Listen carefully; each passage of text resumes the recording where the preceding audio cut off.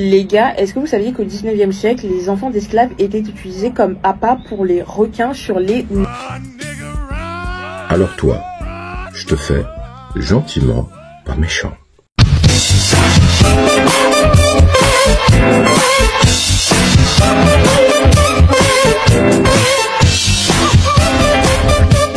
Les enfants d'esclaves étaient utilisés comme appât, soit pour rigoler, genre c'est-à-dire qu'en fait les capitaines s'ennuyaient et du coup ils prenaient les enfants, ils les mettaient dans des cages, ils les immersaient dans l'eau, c'est-à-dire qu'en fait la moitié de leur corps était dans l'eau et en fait ils étaient utilisés comme appât pour appâter les requins et après pour du coup kill les requins.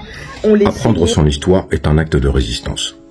Jeune fille, que tu fasses des vidéos, c'est très bien. Que tu participes et contribues à l'essor de l'effacement de l'histoire que voudraient imposer certains, c'est très bien aussi. Mais attention, parce que justement, quand tu prends ta vidéo et que d'autres vont la regarder et qui vont être un peu indélicats, ils vont te démontrer que ceci est faux. Les sources que tu as données sur les livres de référence sont des ouvrages que je connais. J'ai moi-même écrit des ouvrages sur les questions. J'ai détaillé de manière scrupuleuse et vraiment rigoureuse le navire négrier en tant que tel, dans le cri de l'innocence, dans Solitude Enfance. Dans Solitude Révolte, j'en parle aussi, mais au-delà de ça, bon, ce que je vais te dire, c'est très simple. Tu as dit d'abord les enfants d'esclaves. Alors, non, pas les enfants d'esclaves, parce que je vais te rappeler une chose, quand on capture des individus en Afrique, quand on capturait des enfants, en général, on ne gardait pas les parents. C'est-à-dire que s'il y avait la mère, on gardait la mère, si l'enfant était très petit, et en général, ils séparent. Voilà, c'est-à-dire quand je dis ils séparent, ils tuent le père, la mère, et ils prennent le petit. Si jamais ils s'occupent que du père, enfin ils suppriment le père, en l'ayant identifié comme celui qui protège l'enfant, ils le supprimaient systématiquement. Pourquoi? Parce qu'ils savaient que sur un navire, parce que sur un navire, il y avait des VIOL, hein, il y avait aussi des exécutions, etc. Si tu vas prendre un enfant et que tu vas le VIOL, il est très clair que si le père il est là, lui jusqu'à la mort il va se battre. Et la mère c'est la même chose. Donc ils avaient conscience de ça, les Européens.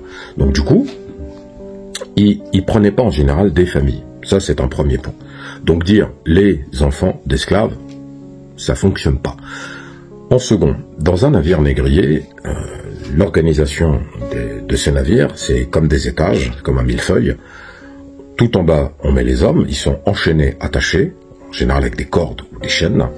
Ensuite, on met les femmes, et ensuite, on met les enfants et les anciens, enfin les personnes âgées. Donc les enfants, en général, n'étaient pas attachés. Donc, c'est-à-dire qu'en fait, ils pouvaient...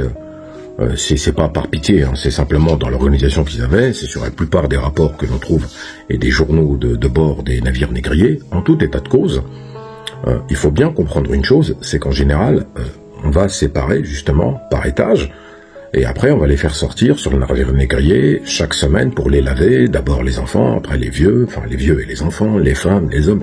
C'est pas tous en même temps et c'est pas tous ensemble. Ça c'est un premier point.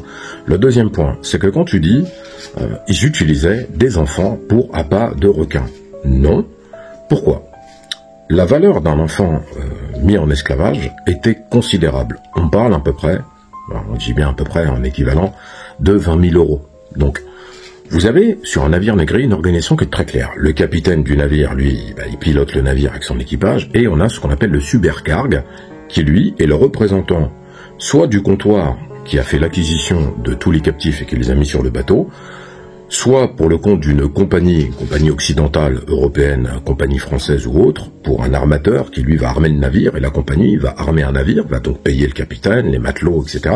Et ensuite, eux, leur mission, c'est d'aller chercher des esclaves, enfin des captifs, et après d'aller les vendre par exemple en Guadeloupe.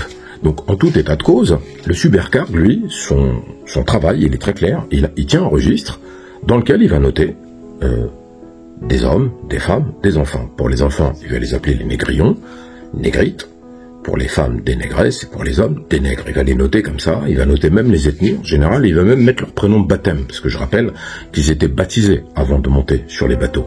Ainsi, je le dis souvent, Fumilayo, quand elle est présentée sur le bateau, enfin à l'embarquement, elle a 12 ans, elle devient Thérèse. Et elle va arriver en Guadeloupe, Thérèse, et elle a 12 ans. Voilà, quand on a posé ce cadre-là, il faut bien comprendre que le supercargue montait bien souvent sur le navire, parce qu'il veillait sur sa marchandise. Les anciens qui étaient montés n'avaient quasiment aucune valeur. Donc, pour éviter de consommer de la nourriture, parce que tout était calculé, parce que le coût du voyage devait être amorti par la vente des esclaves. Donc qu'est-ce qu'ils faisaient? Au cours de la traversée, ils balançaient les anciens, les personnes âgées, à la mer. Tous ceux aussi qui faisaient des actes de rébellion étaient balancés à la mer. Donc, il y a une confusion là, c'est-à-dire qu'ils n'utilisaient pas les vieux pour faire des appâts à requins, ils pêchaient pas le requin de toute façon. On n'est pas, on n'est pas dans la canne à pêche avec le truc, non, pêchez pas le requin. Et en plus, quand on traverse, c'est pas parce que tu jettes quelqu'un à la mer qu'en 10 secondes il y a des requins. Il n'y a pas partout des requins. Il faut bien comprendre. La traversée de l'Atlantique, hein, grande traversée, la traversée du milieu, n'est pas la zone infestée de requins. Et puis en plus, le navire, c'est pas avec un moteur. C'est pas il s'arrête. Ah tiens, on va balancer des gamins et on va faire de l'appât à requins. Non. Quand ils balançaient par-dessus bord des vieux, parce qu'ils estimaient au milieu de la traversée qu'ils en avaient plus besoin, parce que je l'ai répété, les anciens qui étaient montés sur le navire, il y en avait peut-être 30 ou 40, pas plus, c'était sur 300 individus, c'était pour tranquilliser les plus jeunes et rassurer, parce que ils montaient pas non plus aussi facilement. Quand tu montais quelqu'un sur un navire, c'est pas « Ah bah tiens, bah bienvenue sur ton nouveau navire », enfin monte, c'est la croisière. En fait, pour beaucoup d'Africains, c'était des monstres de bois. Il y en a qui avaient même jamais vu de bateau. Donc, quand ils montaient, ils étaient effrayés. En plus, il y avait tout un tas de rumeurs. Ils vont être mangés, etc. Bon, en tout cas, les anciens, les vieux, étaient jetés par-dessus bord. Je décris ça parfaitement dès le début de mon livre Solitude de l'enfance. Je le décris dans le Cri de l'innocence. Je donne tout, le climat, l'organisation, etc. Bon, pour ceux qui n'ont pas lu, mais sinon, très franchement, allez-y, hein. Le Cri de l'innocence, vous allez avoir les 20 ou 30 premières pages en accès libre, et vous pourrez lire, et dès le début, c'est ça. C'est-à-dire, vous avez la description de la cale du navire négrier, et après, ça s'étire, et vous verrez. Donc, en tout cas, un enfant, je le rappelle, avait une valeur d'à peu près 20 000 €. Donc, premièrement, les enfants n'étaient pas susceptibles de se révolter. Ils sont petits, etc. Il y a même des bébés, hein. Mais en tout cas, on n'a pas dans les carnets de supercargue, etc., d'enfants qui sont jetés pour appâter des requins.